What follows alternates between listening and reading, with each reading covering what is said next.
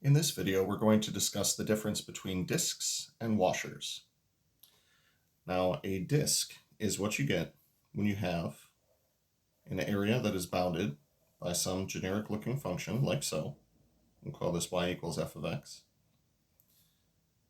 If the area in question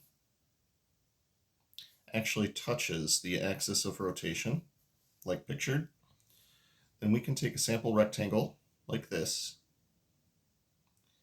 and upon rotating that sample rectangle about the x-axis, it will sweep out a disk.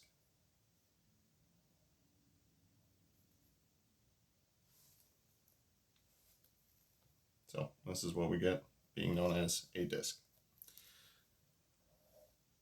However, if we were to take the area that is in between two curves,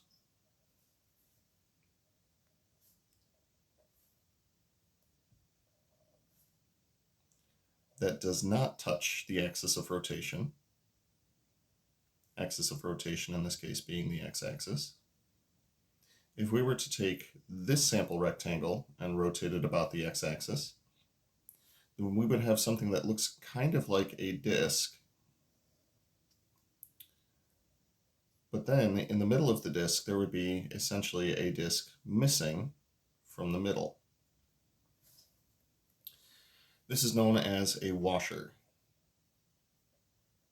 And if you've ever worked with nuts and bolts, then you've probably dealt with washers as well. A washer is what you get when you have a disk and you wind up with a little cylindrical hole in the middle of it.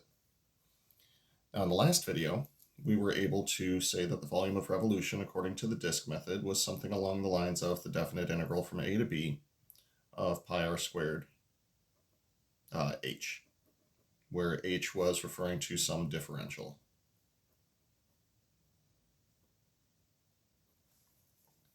Now when it comes to a washer, like the one that we see right here,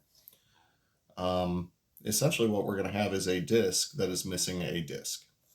Now as such, there are going to be two different radii for us to introduce. And the two different radii are going to be the distance from the axis of rotation out to the edge up here. We'll refer to that as capital R. And we'll also have the radius from the axis of rotation to the edge of the hole. We'll call that little r. So technically the volume of this washer would be the bigger disk minus the inner disk.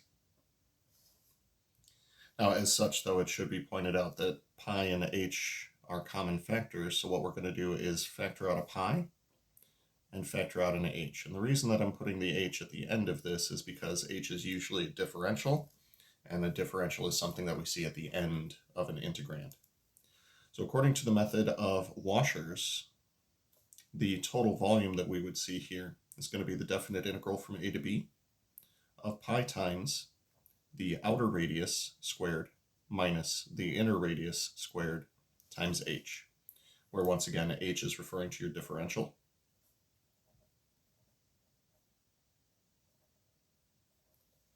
Big R is referring to the outer radius, that is to say, the radius associated with the function that is farther from the axis of rotation. And then r is referring to the inner radius, and that would be the distance, radius, there we go. That would be the distance from the axis of rotation to the closer of the two functions. So as it manifests over here, this is referring to big R, and this is referring to little r. So next up, let's run through a couple of examples involving these formulas.